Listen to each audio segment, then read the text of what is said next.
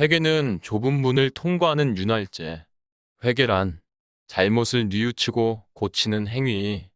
회개의 목적, 죄를 뉘우치고 하나님께로 돌아가는 것. 회개 실천의 문제점 및 대책. 회개의 특성상 용서를 강하게 구해야 하므로 스스로 피하며 습관이 안 되어 있으면 재발 방지가 되지 않음. 따라서 말씀과 기도로서 뉘우침 즉 피드백과 고침 즉 재발 방지를 지속해서 행해야 함.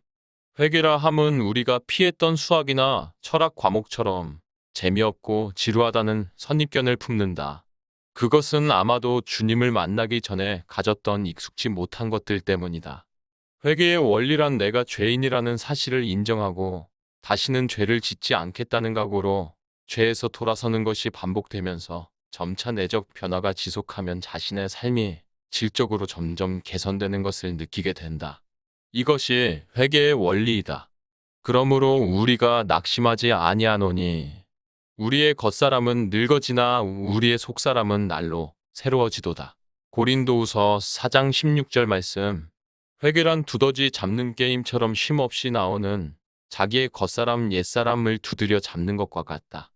마음대로 말하고 마음대로 행동한 지난 과거에 모든 나쁜 습관 등 이 모든 것들로 만들어진 자신을 뒤로하고 성령님을 만나 중생, 회심을 체험한 후에야 새삼스럽게 죄에 관한 생각이 바뀐 자신의 모습을 비로소 보게 된다.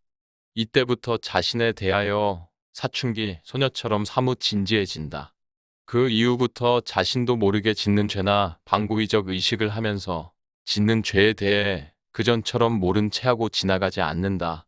순간적으로 지은 사소한 죄까지 후회하고 자주 섞인 넋두리까지 하면서 그것에 대해 스스로 심각하게 생각하는 것이다. 그래서 일기를 쓴다든지 또는 그것도 부족하여 다시는 그렇게 하지 않겠노라고 엎드려 주님에 매달려 애원까지 하는 것이다.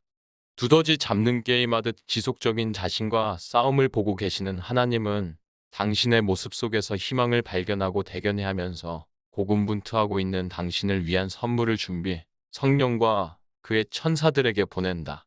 그것은 뜨거우면서도 희열을 느끼게 만드는 보석 같은 눈물을 흘리게 하신다. 이때 주님도 따라서 기쁨의 눈물을 흘리신다. 결국 겉사람을 물리치게 되며 성공적으로 성화는 진행되어 간다.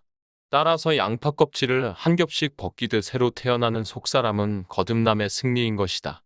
다시 말하면 죄를 지을 때마다 망치로 튀어오르는 두더지를 때려잡듯이 하면 처음에는 망치 잡는 팔이 아프겠지만 포기하지 않고 희망에 차고 즐기면서 그 일을 하다 보면 자신의 나쁜 습관은 점차 없어지고 경건하고 겸손한 모습을 한 자신을 발견하게 된다.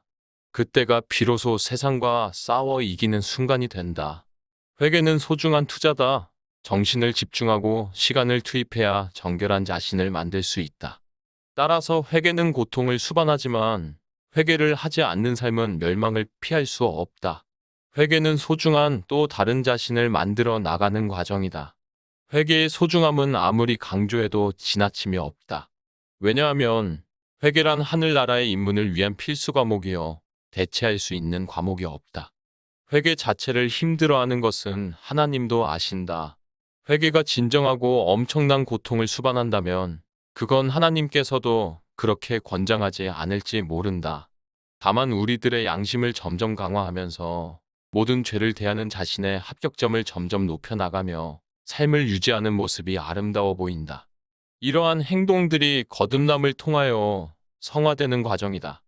하나님의 측면에서 보신다면 자신이 만든 피조물 인간이 당신의 의도대로 살기 위해 몸부림치는 그 정성을 보시는 것이다. 따라서 회개는 산속에서 수년 또는 수십 년간 돌을 닦는다고 되는 것이 아니다. 그것은 서바이벌 게임처럼 세상 속에서 철저하게 얻어지는 눈물 젖은 빵일 수도 있다. 그렇게 해서 얻어지는 것이 진정한 회개이며 자신의 눈물 속에 다듬어진 영혼은 보석처럼 빛나게 된다. 좁은 문을 통과한 사람들, 좁은 문을 제대로 통과하는 시범을 보여주신 분은 바로 우리 주 예수 그리스도이다. 그야말로 완전한, 완벽한 롤모델이 된 셈이다. 그분의 뒤를 이어 스데반, 사도 바울 등 수많은 제자와 사도들이 좁은 길, 좁은 문을 통과하였다.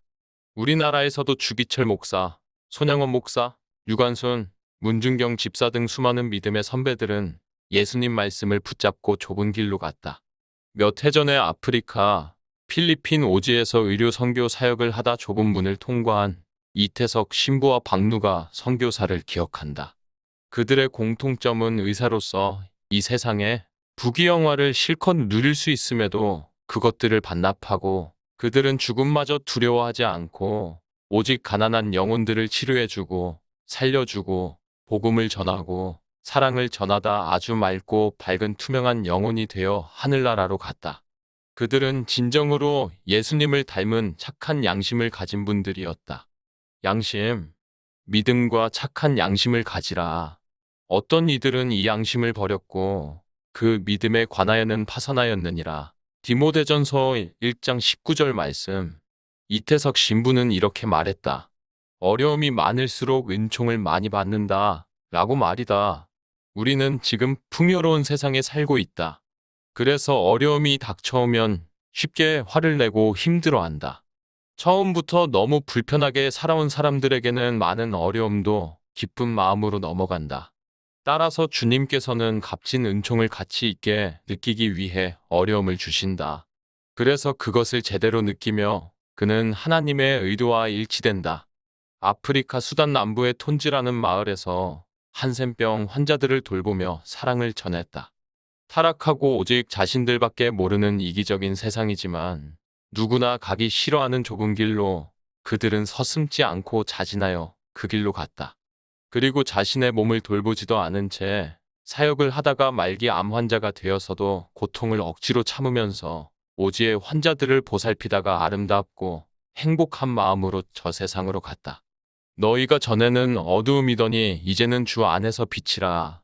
빛의 자녀들처럼 행하라.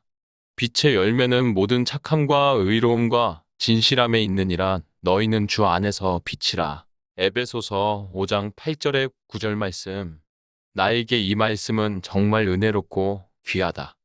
전에는 많은 세월을 사탄의 노예로 살았었다. 이제는 그 어둠에서 빠져나왔다. 사탄이 지배하고 있는 이 어두운 세상에 빛을 만들어내는 사람들에게 이 말씀이 얼마나 힘이 되는지 모른다. 박누가 선교사도 필리핀, 오지 진료가 힘든데도 참고 많은 고생을 자처했다. 그도 이러한 말을 했다. 오지에 사는 소수의 원주민도 다 주님의 형제들이다. 그들 한 사람이라도 복음을 전하는 것이 중요하다. 그래서 힘들어도 그곳에 간다. 라고 말이다. 이태석 신부나 박누가 선교사들의 얘기를 들어보면 그들의 마음, 가슴 속에는 예수님의 생각으로 꽉 차 있음을 알 수 있다. 그들은 또한 천국의 소망을 확실히 갖고 있음을 알게 되었다. 이외에도 천국 소망을 갖고 좁은 길을 통과하여 주님을 위해 목숨을 바친 사람들은 무수히 많다. 많은 목사, 선교사와 전도사들 아름다운 삶을 살다 간 사람들 때문에 사탄을 누르고 주님의 승리로 끝나게 될 것이다. 나를 위하여 자기 목숨을 잃는 자는 얻으리라. 마태복음 10장 39절 말씀. 감사드립니다. 다음 편을 기대해 주세요.